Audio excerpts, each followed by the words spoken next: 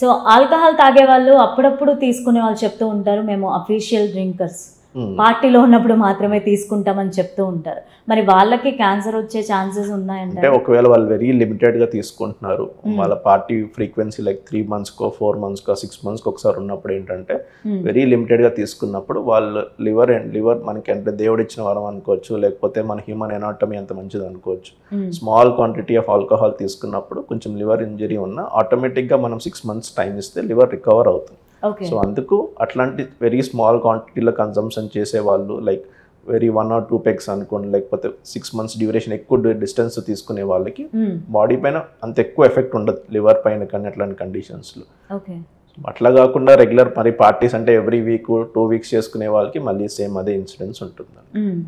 చిన్నపిల్లల్లో నార్మల్గా ఏ ఏజ్ నుంచి క్యాన్సర్ అనేది స్టార్ట్ అవుతుంది, ఎక్కువ ఏ ఏజ్లో గుర్తించడం జరుగుతుంది? చిన్నపిల్లల్లో అంటే మళ్ళీ దాంట్లో 2 రకాల మ్యాలిగ్నెన్సీస్, సాలిడ్ ట్యూమర్స్ అనేది రెగ్యులర్ చూస్తాం, ప్లస్ హిమటోలింఫాయిడ్, ఈ లుకేమియా అంటాం, తర్వాత లింఫోమాస్ అంటాం. వాళ్ళు ఎక్కువ చూసేది లుకేమియాస్, లింఫోమాస్ బాగా ఎక్కువ చూస్తాం.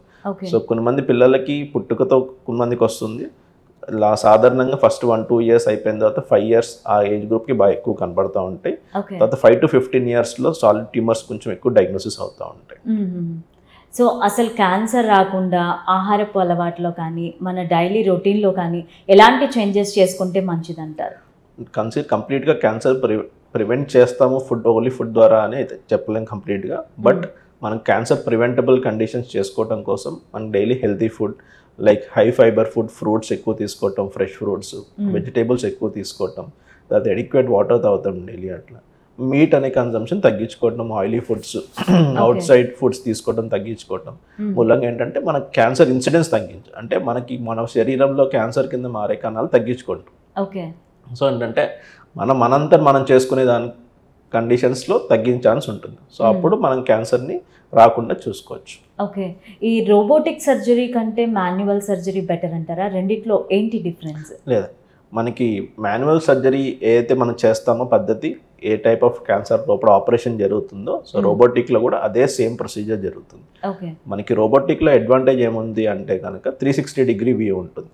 ఎట్లా అంటే దాని ఒక కెమెరా 360 విజన్ చూపిస్తుంది మనకి.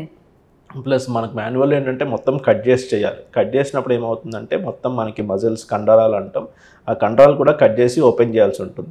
ప్లస్ ఆ ఓపెన్ చేసిన తర్వాత కూడా మనకి లోపల కనపడతానికి కానీ మనకి దాని వేరే డిఫరెంట్ టైప్ ఆఫ్ ఇన్స్ట్రుమెంట్స్ వాడి ఆ కండరాన్ని స్ట్రెచ్ చేస్తాం. ఆ స్ట్రెచ్ చేస్తాం మూలంగా మనకి పేషెంట్ పెయిన్ ఉంటాం కానీ పోస్ట్ ఆపరేటివ్గా మనకి వాళ్ళు లేచి నడవాలన్నా కూర్చోవాలన్నా కానీ పెయిన్ ఎక్కువ ఉంటుంది. అదే రోబోటిక్లో అయితే మనం చిన్న 8 millimeters అంటే 1 centimeter కంటే తక్కువ ఉంటుంది హోల్. అట్లాంటి ఒక 3-4 holes ప్రొసీజర్ బట్టి కొంతమంది 5 holes అవసరం పడుతుంది, కొంతమంది 6 holes ఉంటుంది. అట్లా మినిమల్ ప్రొసీజర్స్ ఉంటాయి. ప్లస్ ఆ ఇన్స్ట్రుమెంట్స్ కూడా ఏంటంటే పొట్టలో పెట్టినప్పుడు కూడా పెయిన్, దాని ఒక క్యాలిబ్రేషన్ మూలంగా పెయిన్ రాకుండా ఉంటుంది.